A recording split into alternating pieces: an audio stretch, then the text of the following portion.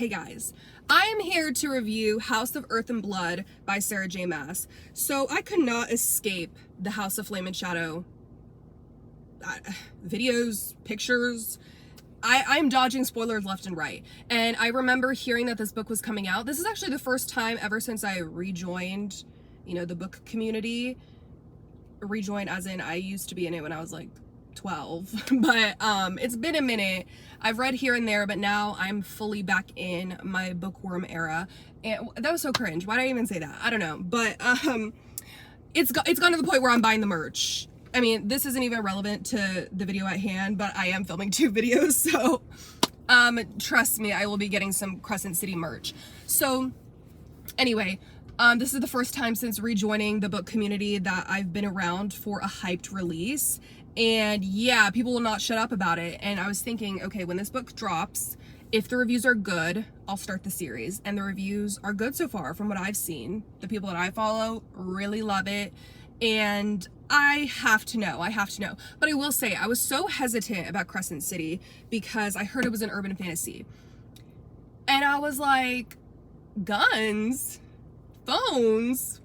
Ew, like, I don't know, I just was not here for it. Like, I'm gonna need the pigeon carrier to deliver my letter to my lover, and I don't hear back from him for a month because the pigeon, gets stuck in a hurricane or something. You know what I mean? Like, I don't need that. That's the whole point of what I'm trying to tell you. But I thought I needed that. I thought I needed the bow and arrow, the dagger. Like, I just thought, guns? I didn't think I was gonna eat, but let me tell you, change is good. Don't be afraid of change, okay? I swear to God, this is my favorite book 1 out of all of her series. I've read the first Throne of Glass book, I've read athalar.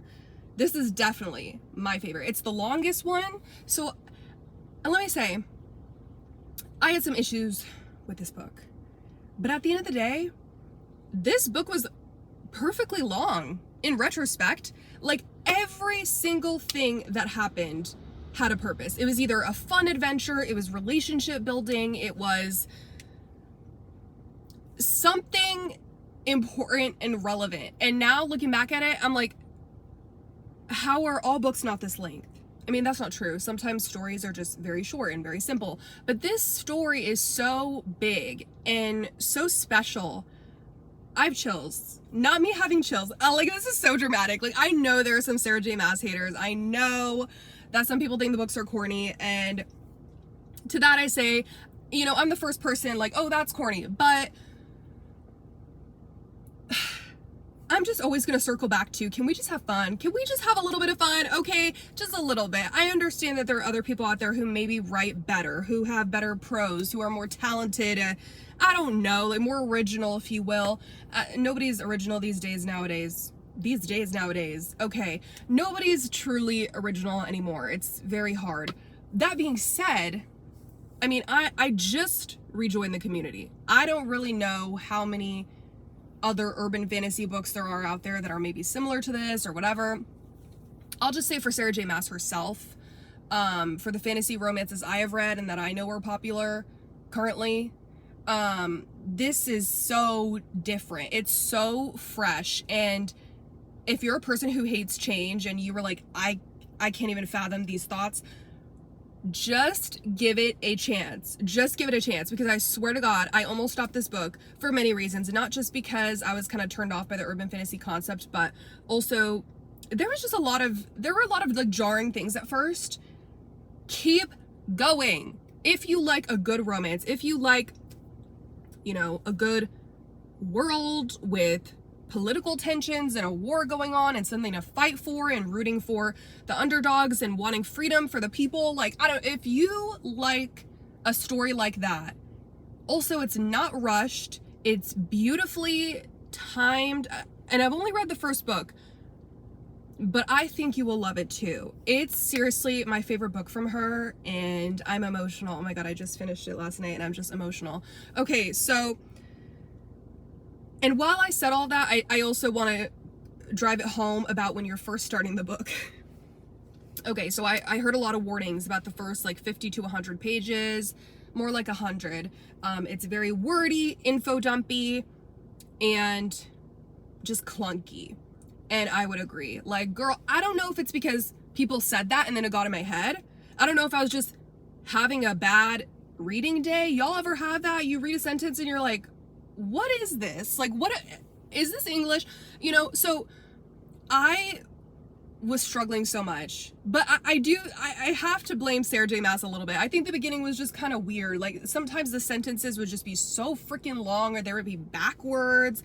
Not literally backwards, but just the way she kind of wrote the sentence. Y'all know what I mean? Like, in English class, my teacher would have been like, this was wordy, this was too much, you know?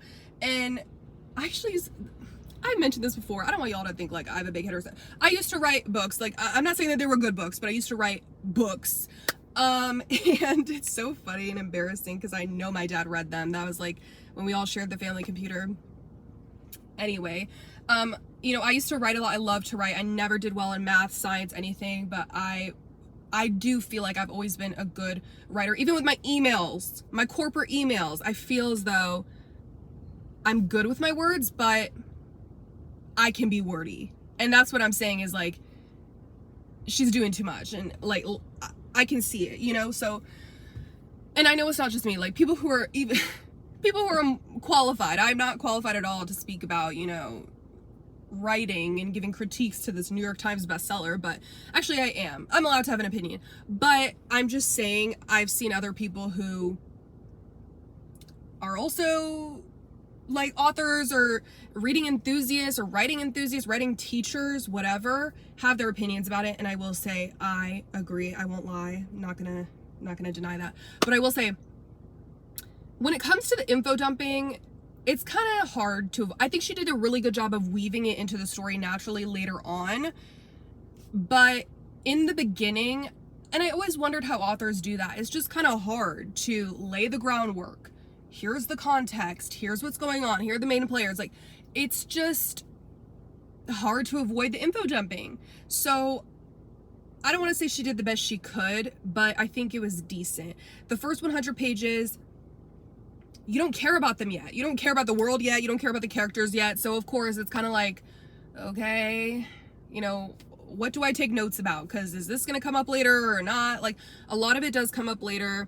But I didn't even annotate that stuff or highlight that stuff. I know a lot of people did, but I didn't highlight it. I'll just have to figure it out later. Like, I'll go on the wiki, or hopefully she ties it together. And I feel like she did a good job in doing that. But again, you can always highlight if you want to reference in the future. So I encourage you to just push through those first 100 pages. Okay. Did I talk about spoilers yet? I mean, I kind of want this whole video to be spoilers, because it's just too much. Like, I don't even know what y'all consider spoilers, so that's another thing. Okay, so another thing about it, I don't know if urban fantasy necessarily has to be in a city, but this is in a city, Crescent City. And it's so cool because I started reading this book when I went to New York City recently. And I don't know, I just thought that was kind of cool. Because in the book, they're talking about tourists, and, you know, our characters live in that city, and they're locals, so they're kind of annoyed by the tourists wanting to stop and take pictures with stuff. And I just thought that was kind of funny because I was quite literally a tourist in New York City while reading this book. So let's get on to the specifics. Okay, I've been kind of avoiding this because I just have so much to say. I know it's gonna be a minute. So let's get on to the characters. Okay, Bryce Quinlan, you will always be famous. And yes, there will be spoilers. So okay, I'm going full throttle. I'm just gonna say stuff, okay? So, Bryce Quinlan, I love that she's hot to everyone. I saw a couple of people say that, you know, it's kind of annoying seeing, or it was kind of annoying the fact that everybody kind of stared at her or thought she was hot, got nervous around her. I loved it. Like, seriously, I love a girl, or a boy, but preferably a girl, who's just hot to everyone. And I don't even think it's just her looks, but that's definitely part of it. She just gives me very much, maybe Marilyn Monroe, just someone, she is curvy, and I love that because I'm curvy myself. I just love that she's curvy and voluptuous, and everybody's drawn to her, not just for her body. I think a lot of people do objectify her, but I think a lot of people are just drawn to her coolness. Like, she is just cool. I don't know another word to describe it. I guess charismatic. I really like how effortless she is. Like when she's speaking to people, her banter, like that's why everyone loves her, just because she's cool and she's confident and she's hot. She always looks her best. Okay, that was another thing that I love, the modern aspect where she does do her makeup every day. She wears dresses, she wears heels. I'm like, girl, I don't know how she's wearing these big heels, and I have to respect it, but it can never be me.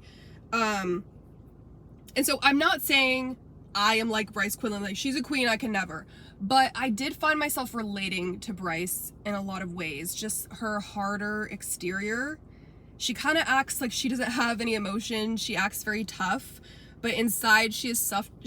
Can I speak? She is such a softie, and I love that about her. She loves the people who treat her right. She loves the people in her life, her friends, her family, and she does not F with those people who do not show her the same respect, right? And I just, she's perfect. I love her so much. I'm not saying I'm perfect, but she reminds me of myself in that she's hard on the outside, soft on the inside. I really think she's an Aries. If y'all are into astrology, she gives me such Aries vibes and I'm an Aries. But she just gives me those vibes because she's so confident, and I'll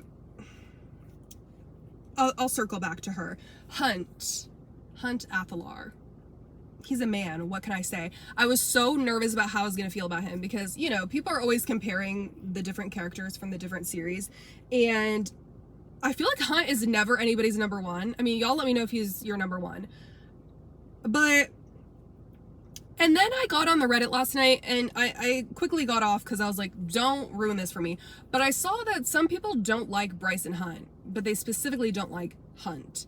And I didn't even want to read too much into it. I'm going to have to read the next 2 books and see what happens. But he's already shown himself being a little bit, I wouldn't even say, yeah, I mean, a little bit jealous. Like when Ethan, is it Ethan or Ethan? When Ethan came over and he had to sleep in the same bed as Bryce, he got a little bit jealous. But it was not even that serious to me. Like, listen, okay, and there's probably something I don't know, so maybe he becomes crazy, maybe he does something super jealous and possessive, and I'll be biting my words, or eating my words, but I just don't get it. I don't get it, because people will love the jealousy on one type of man, but then when another man does something even slightly jealous, oh, it's toxic, oh, it's possessive, and it's just, you know, I'm all here for the awareness about red flags in a man, or possible signs of abuse in not just a man, but in a partner. I'm all here for those discussions, but sometimes I think people, and again, I'm just talking about book 1, so if he turns out to be a villain, I could be wrong, but as of right now, I just don't see that for him. I love how possessive he is over her, just wanting the best for her. When you care for someone, you do that. And at the end of the day, men can be like that. I mean, I'm not trying to like rationalize abuse. I'm just talking about something like that, like him being jealous that a man is in his girl's bed. Like, would you not be jealous? Like, I don't understand. Like, sometimes when people say these things, I'm like, have you ever liked someone? I'm also just a jealous person, so I don't know if I really can speak to this. Like, probably to a toxic level. So y'all would probably be judging me too. Okay, so moving on to lehabah. Such a jump. I just went from like that to lehabah. So again, we're talking spoilers. I'm really glad that her death was not spoiled for me, because I was Googling her. I was like trying to look up pictures because I wanted to see what the fire sprite looked like. And I found some really cute pictures, just like, oh, it was so cute. But I didn't expect that. I was sad, y'all. Like, I just, why? Is it just me, or like, you know, I don't even want to say it, but why did it have to be her? Syrinx was right there. I'm just kidding. Oh my god, that's so evil and sick that I said that. But okay, listen, I really love lehabah. I just love how she called Bryce BB, and how she would swoon over Hunt, and just everything about her. Like, oh my god, it was just so sad. It was so sad. I was hoping that there was some way she survived, but it is what it is. Okay, let's move on. Okay. Oh my god, there's so much to talk about. Okay, so the plot itself. I enjoyed the murder mystery. I love the adventures that they went on when they went to go, see the Viper Queen. That was interesting. And then when they went to go see Therion, and then they continue that friendship with him, and he seems to, I'm not going to talk too much about House of Sky and Breath because I just started it, but he's in that book so far, so that's interesting that that's what I like. I like that the characters are there for the sake of the adventure and the investigation and whatever, but they still circle back. That's what it is that's what I really liked about the book, is that there is so much info dumping, there is so much context and things to not even remember, but there's just a lot of characters, a lot of worlds, a lot of different powers and blah blah blah. But where's I going with this? But it's easy to follow, I think, probably because it's not rushed, probably because they can have that scene with them, go their separate ways, and then they'll reunite again, and then it's just really well done, I think. And specifically in the end at the summit where, everybody shows up and then some people leave, and then the summit was really interesting to see everybody in the same place and see those dynamics come out and have people interact. And I feel like I'm being very vague right now. For what reason? Okay, so I was gagged multiple times. First, I really didn't expect Hunt to be on that boat. I didn't really expect him to have been the one trying to buy the synth. I don't know if I'm just dumb, but I'm probably dumb. It makes total sense that he probably would have wanted it for his cause along with the other two. But I was gagged. I was gagged when he was there. I was gagged when Micah showed up and that Micah and the Viper Queen were working together. See, that's what I'm talking about, how it tied in. We talked to Viper Queen in the beginning of the series and we thought, oh, maybe she's kind of cool. And then she does that. And now I'm still kind of confused even going into House of Sky and Breath, because I'm like, why'd she do that? Genuinely, okay, so now what? You know what I mean? It just has ramifications, and it's just interesting, and there's so many theories you could create because there's so many different characters. Also, when Fury came out with the gun, oh my god, that's what I'm talking about. Another thing, like a character, like a secret character, there was some context in the beginning. She's a very flaky friend. Then we find out, oh, well, she's talking to Juniper because they're dating. Oh my god, I'm talking about it as if it's the most genius concept ever, but it really is. I'm not even just talking about, oh, these few things. It's so many seeds were planted, so many, this scene was relevant because it pushed it pushed the story forward. And then we're going to circle back to that same character and they're going to have a purpose in the end. So it's not just, the characters are not just there to move the plot along. I think it's more layered than that. Or maybe, I don't know, I would argue maybe Fury is one of those characters that, but no, I think it's more than just, but you can say that for everything, okay? You can say that for anything, oh, this character was created to further the plot. Okay, yeah, duh, that's what the books are for, aren't they? But I guess I would give some, is credence the right word? I would give some credence to the idea that Fury is not fully fleshed out. It's kind of weird. It's she's there when it's convenient, but it makes sense because of the nature of her job. She's this assassin, mercenary. She's very mysterious. We don't know what's going on with her. So I love that because we know that she has this, not even alliance, but you know what I mean? This close friendship with Bryce. But what is her real motive? What is she doing? Is she gonna betray everyone in the end? Is she going to help save the world? And we don't even know what her power is, if at all. I think she does have a power. I don't know. So I find her really intriguing, and I like that we don't know too much about her. So sorry, I'm reading my notes. So the murder being solved. Okay, yeah, so that was a lot. It was a little bit chaotic, but it kind of makes sense. When you're doing an investigation, you're kind of going to come to a conclusion.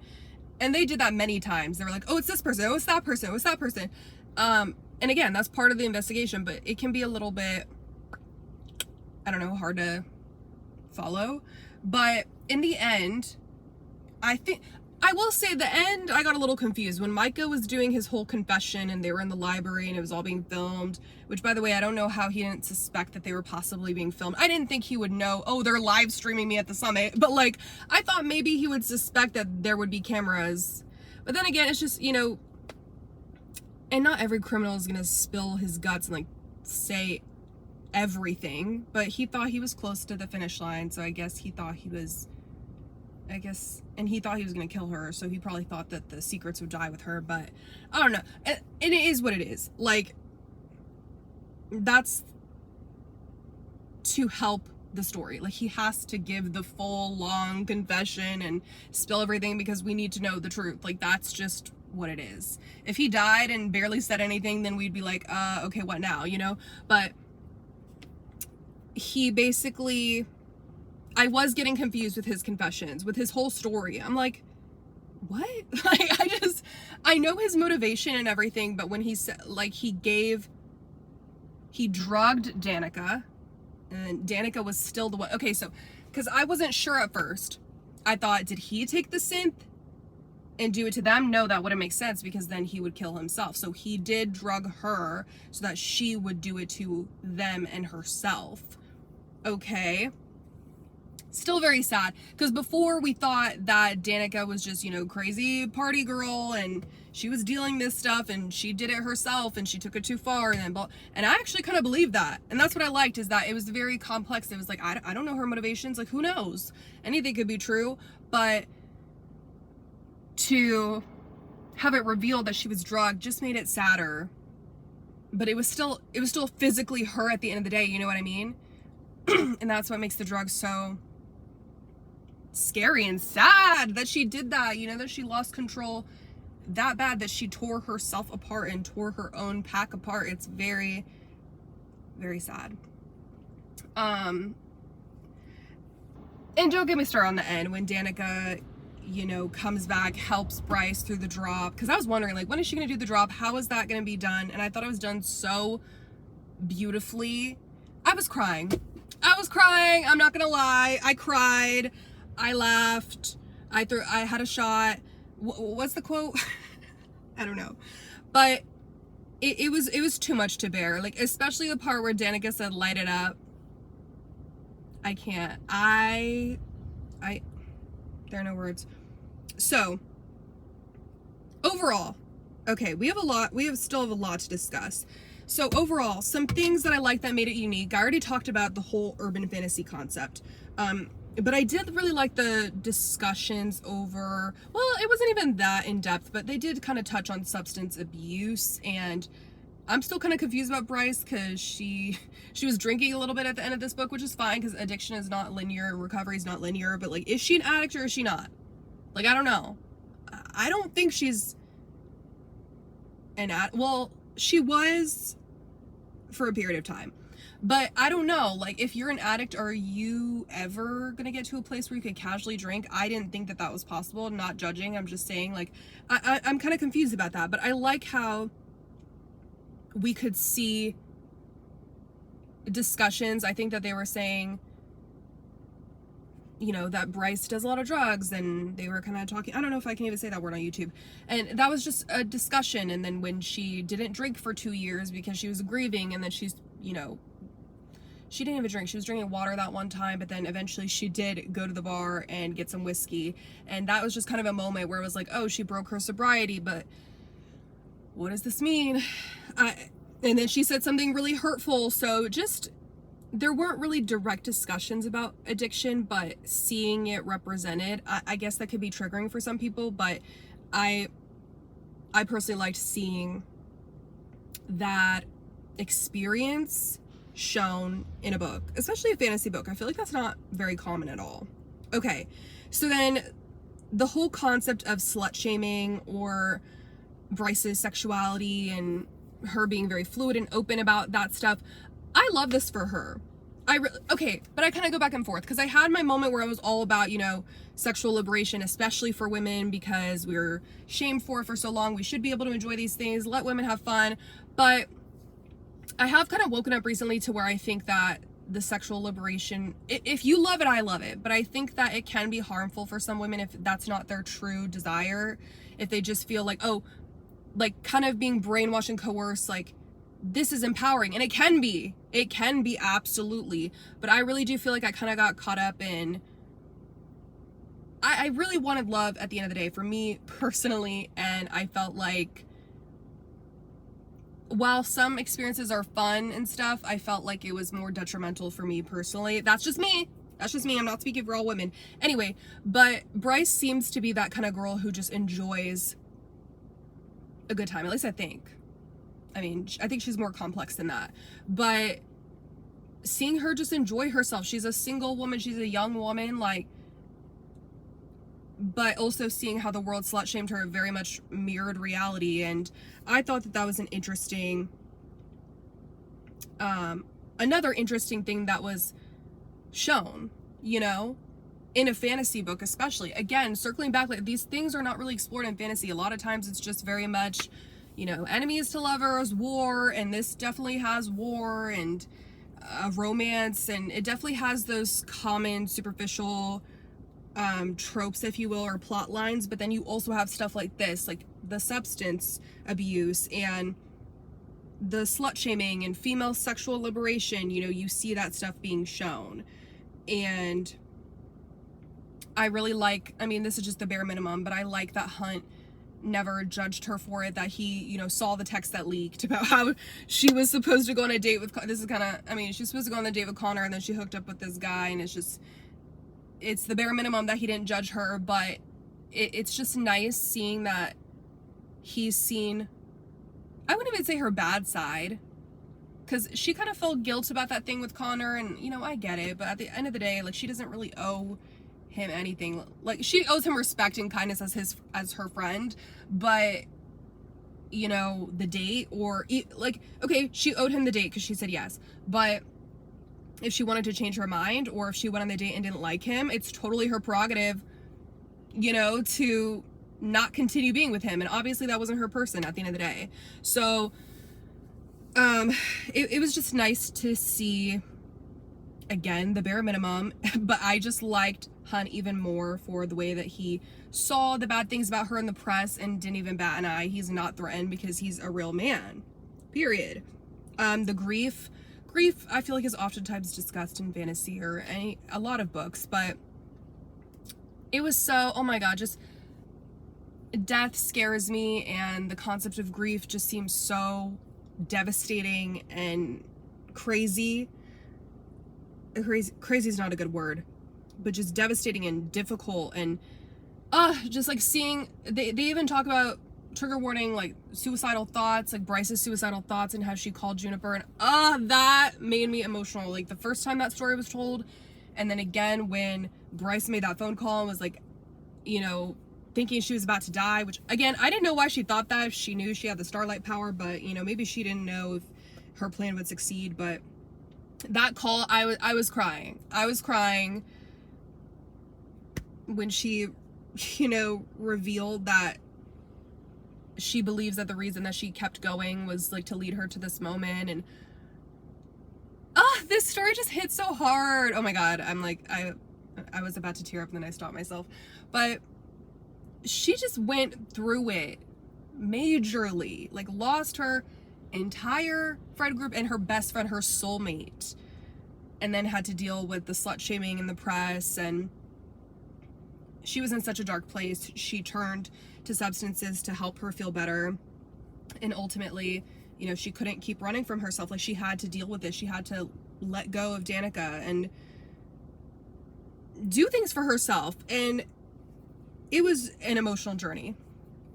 And I'm so glad she didn't take her life, even though she's not a real person. She's a real person to me. It was just so beautiful, you know. Anyway, it just goes to show you that there can be hope in the end, even when things seem so hopeless. There is a reason.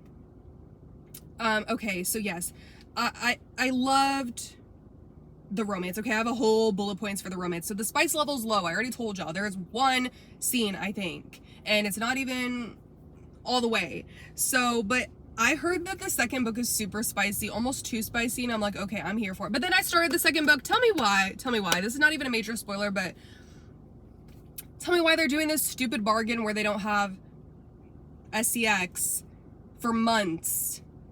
Like, I have to wait 4 months at the time I started the book. They're waiting 4 months before they do it. Like, girl, be serious. Be serious. I mean, I love this for Bryce, since I think in the past she usually does jump into these things quickly, and I liked her rationale about wanting to get to know each other. Like, they trauma bonded. No, that's not the right word, but they dealt with a lot of stuff together, and they just went through such a traumatic event. It would be kind of weird if it happened right away, which is what I thought at the end of book 1. I was like, I hope this doesn't happen in the last like 50 pages, because it's just weird, it's just rushed. And for once I was like, no, I want to wait on this. But I thought in the second book, whatever, it's fine, honestly, because I think it will pay off. But I just want to say that the romance is there, though. It's there. It's just that the spice is not. Okay, so the next step is the developed personalities. So I actually love this, because I feel like sometimes when a romance is there, the personalities of the characters are not intriguing enough. And let me just drag Fourth Wing a little bit. Let me just pull on their wig a little bit, because I mean, I love Violet and Xaden. I feel like they have a lot of personality traits. They have a lot of personality, a lot of things going on, but sometimes, and I've seen some people criticize this, sometimes it doesn't seem as though they were fully fleshed out. It doesn't seem as though there was enough reason on either side to like each other, which I feel like sometimes people can be overly critical about that, right? Because it's like, people can just like each other, you know, physically. You're a nice person, we have similar goals and interests, right? Like, I don't know if it needs to be so deep, but I will say I loved this romance that much more because their individual personalities were so distinct and developed, but then also they bonded over hobbies, like her crappy reality TV. She's just like me for real. And you know, she opened up to him about silly things like her Jelly Jubilee, which I want to get a shirt, by the way, with that Pegasus unicorn on it. They bonded over like the traumatic events that they both went through. They bonded over grief. They talked about those hard things. They had those like tough, honest conversations where he did admit that, you know, he still thinks about Shahar because he doesn't know how anyone will ever top her. And honestly, even though it kind of pained me and it like cringed me out when he said like he like thinks about her. Okay, like I get it, but it was just like, he kind of reminded me of my boyfriend in that way, just that small way where like my boyfriend is just like way too honest sometimes. Like, nobody asked, just kidding. But you know, he was just being honest, and at that time they weren't as developed, but it just made sense to me, you know, them liking each other and the bond that they created. And I really do feel like it was like a true friends to lovers, or they were like tasked on this similar mission, but they also became like such good friends. He cooked for her, and I love that because it's like they like each other and they're bonding and they become closer and closer, but it's not just for the purposes of like, oh, well, now I want to date, or now I want to have SCX, or now I want to do this. It's like genuine likeness for each other. I don't know if that was the right word. Also, and I can tell so many differences in here with the adult genre, because I also feel like I said, the mature and honest communication that they had, and, you know, the stuff that they bond over, but also the fights that they had seem genuine. Like, there was like real stuff going on. Like, he's genuinely still grieving the loss of his lover. Like, he was in love with that woman and he's still genuinely struggling with that. And, you know, she kind of got upset over him saying that and made a really rude comment while she was drunk. And I just feel like that kind of stuff is really common for people of this age, and it didn't seem like a stupid fight, you know what I mean? Like, in some books that I read, I'm like, are y'all really upset about this? Like, it's very stupid or whatever. But I was really convinced, and I kind of like saw, you know what I mean? Like, I kind of saw both sides. It was just very much real, you know, real and adult and painful, and I enjoyed every minute of it. And last, I guess I put that I loved the sexual tension. Like, even though they literally were intimate once, I think, and it didn't even go far at all, like, the tension between them is insane for the entire book, like, towards the end, even now that I'm reading House of Sky and Bread. So that's honestly why I'm here for it. Like, that's the thing, like, I love the spice, feel like I need the spice, and I do need the spice. Like, if I never got it, I'd be pissed, obviously, but it's tangible. It's tangible, their chemistry, like the fact that they like each other so much, but then also the sexual tension, like, everything about it is believable. I believe it, I'm here for it, I ship it, and they just seem so hot together physically. Like, oh, like, I'm looking forward so much to when it finally happens. Like, not to be a perv, I don't care. And speaking of perv, like, I love their banter. They're just so funny and cute together. I'm obsessed. But yeah, I just have a feeling it's gonna be fireworks, bomb, and I need that. Oh, I kind of forgot to mention, I mean, so much happened, but you know, when she was showering him, and that was just so emotional. I loved that so much. Just her taking care of a man for once. Not for once. I said that weird. But, like, you know, to see that represented for once, I'm sure it happens a lot in books, but not just, oh, like the cleaning of the wounds or something like that, but like to see her, like, taking care of him in that way, and him taking care of her a lot too. Just, they love each other so much. They love each other so much, and that's what makes it better, because it's not even just surface level, right? And that's what I'm saying. Like, this book was so long, but I feel like so many scenes were necessary to show this is how they fell in love. Like, it was so inevitable. It was so powerful and passionate and beautiful, and just even her friendship with Danica. And that's the thing, like, the first 100 pages before her tragedy comes about, like, sorry, I'm losing my train of thought. You fall for Danica, and you believe in their friendship, and you understand how much they love each other. And it's just, like, proved time and time again throughout the book, because she defends Danica every step of the way. And then the way Danica comes through for her in the end, I was crying. I was the mess. Like, 5 stars. There are no words. I'm so excited to keep with the series. So anyway, that is all for this video, you guys. Oh my god, it was way too long. I do have to go, but I will catch you guys in my next one. Let me know what you thought down below of this video, of this book. Do you agree or disagree? I will see you guys then. Bye.